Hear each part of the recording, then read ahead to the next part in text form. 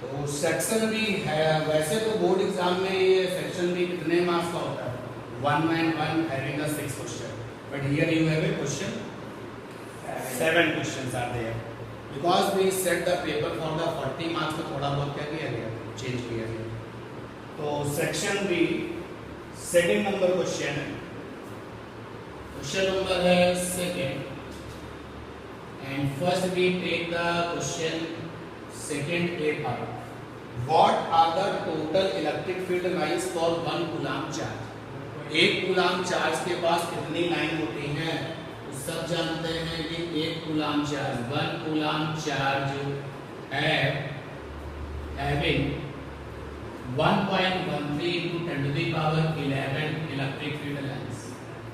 ठीक है, to the point answer देना है और 1 मार्क आपको ले लेना। इसी सेकंड क्वेश्चन का जरा बी पार्ट देखें, 1 मार्क्स प्रॉब्लम है तो टू द पॉइंट आंसर देना, घुमाना फिराना नहीं। चलिए नेक्स्ट है आपका, right the speed of electric field energy. Electric field energy की जो स्पीड है वो कितनी होती है? तो speed of electric field energy, speed of electric field energy 3 into 10 to the power 8 metre पर सेकेंड, ये होती है इलेक्ट्रिक फील्ड एनर्जी की स्पीड। ठीक, और ये कैसी होती है? टाइम के साथ डिपेंड नहीं करती है, पोजीशन पे डिपेंड करती है। थर्ड है, right the formula of A Coulomb's line vector form. बच्चों इस क्वेश्चन को लेकर के जो है काफी ज्यादा कंफ्यूजन रहता है कि क्या करना है। अरे सीधा क्वेश्चन है, राइट करना है, राइटिंग करनी है, एक्सप्रेशन वहां पर नहीं देना आपको कि आप पूरा डेरिवेशन करने बैठे, तो राइटिंग करनी है। Vector form of Coulomb's law का राइटिंग अगर करना है तो you can write 1/4 pi epsilon naught q1 q2 upon r की पावर 3 वेक्टर है, और आप इसको ऐसे भी लिख सकते हैं 1/4 pi epsilon naught q1 q2 upon r to the power 2, और r क्या है। बट आपकी रिस्पॉन्सिबिलिटी केवल यहाँ खत्म नहीं होती है, आपको ये सिंबल जैसे आपने जो है जो भी यहाँ पर नोटेशंस दिए हैं वो किसको क्या रिप्रेजेंट करते हैं बताना पड़ेगा। तो साइड में एक सपोर्टिंग डायग्राम भी बना देना चाहिए कि this one is point charge q1 and other point charge is q2, और सपोज दैट कि q1 ने q2 पर फोर्स लगाया है या q2 ने q1 पर फोर्स लगाया। मैंने पहले मेंशन किया था कि जो फोर्स लगाता है वो सोर्स बन जाता है, और जो फोर्स फील करता है वो क्या बन जाता है? टेस्ट बन जाता है। तो यू डिसाइड इट। तो suppose that this is the source charge, ये डायग्राम बनाना चाहिए आपको, और ये आपका है टेस्ट चार्ज। तो अब वो सोर्स चार्ज टेस्ट चार्ज पर फोर्स लगाएगा।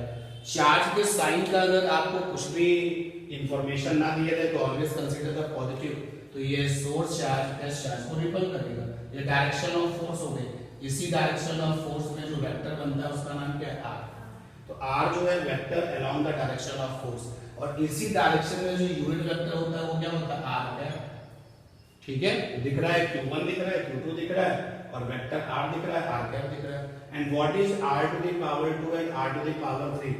तो ये जो वेक्टर r है जब आप इसका मॉड लेते हो तो यही क्या बन जाता है? डिस्टेंस। तो distance between the charges q1 q2 is r। तो ये कंप्लीट आंसर हुआ। ज्यादातर बच्चों ने क्या किया है? इतना काम किया है। मैंने मार्क्स दे दिए हैं, ठीक है, लेकिन अगर सपोर्टिंग डायग्राम बने तो और बेहतर रिजल्ट आपका ही माना जाएगा। ठीक, चलिए कितने क्वेश्चन हो गए? सेकंड क्वेश्चन का ए हो गया, बी हो गया और सी हो गया। तो now we will discuss the remaining. चलिए देखिए नेक्स्ट क्वेश्चन को। तो next is D, name the experiment which verifies the quantum nature of charge. वो कौन सा एक्सपेरिमेंट है जो कि ये बताने में सक्सेसफुली जो है वो कामयाब हुआ कि भाई क्वांटाइजेशन चार्ज में होता है। उस एक्सपेरिमेंट का नाम क्या है? That experiment is called Milton oil drop experiment. तो Milton oil drop experiment, oil drop experiment, Milton oil drop experiment verify quantum nature of charge, quantum nature of charge, quantum nature of charge. Second का C देखिए भाई, what, ये था D, D के बाद आएगा ई वाला क्वेश्चन देखिए, what is the value of dielectric constant for the metal. तो again you have a similar question as in objective part, के मेटल क्या होता है, इनफाइनाइट।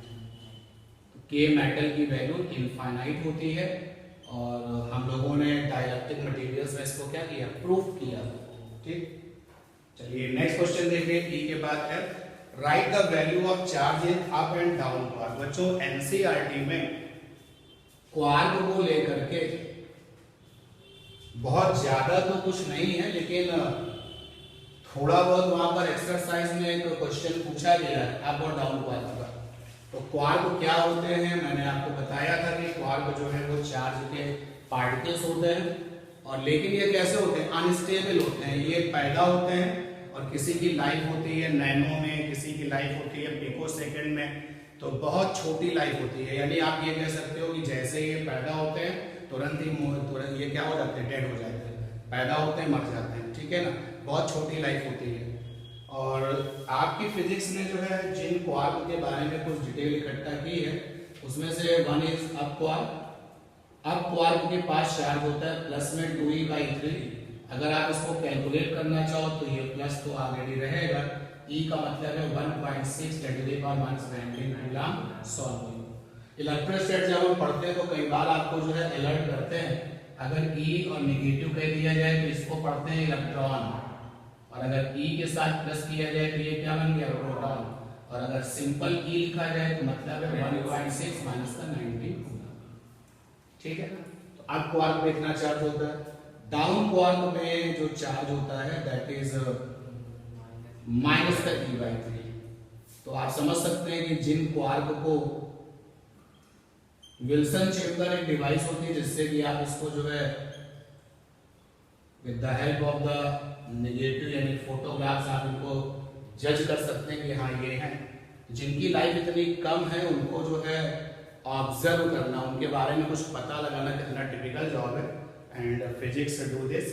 और ये इंफॉर्मेशन एक इंफॉर्मेशन हमने आपको और दी थी कि प्रोटॉन के अंदर अगर हम नोटिस करें तो प्रोटॉन के अंदर UUP यानी कि there are the 2 up quark and 1 down quark, जबकि न्यूट्रॉन में क्या क्या है, DDU, मतलब there are the 2 down and 1 up.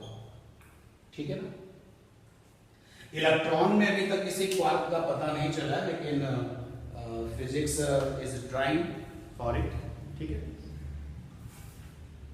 After that section B का लास्ट क्वेश्चन है, right the unit of the electric flux. तो एफ के बाद ये जी है, इलेक्ट्रिक फ्लक्स का यूनिट क्या होगा।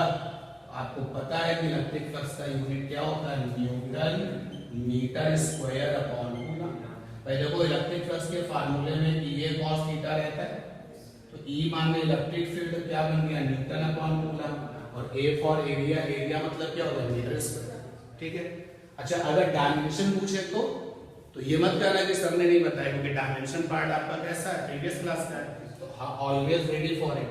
तो देखो E में छिपा हुआ है न्यूटन अपॉन कूलम, और एरिया में मीटर स्क्वायर, तो न्यूटन की डायमेंशन क्या होती है, mLT-2, और कूलाम की डायमेंशन क्या होती है, 80, कूलाम की डायमेंशन 80, और ये मीटर स्क्वायर क्या हो गया, L स्क्वायर। तो अब ये आपका डायमेंशन अगर आप देखो तो इसका बन जाएगा m L⁻³ और T⁻³ A⁻⁻, ये डायमेंशन हो जाएगा। ठीक है, क्लियर। तो सेक्शन बी हम लोगों ने इस टेस्ट का कंप्लीट किया। Now we will move for the section C.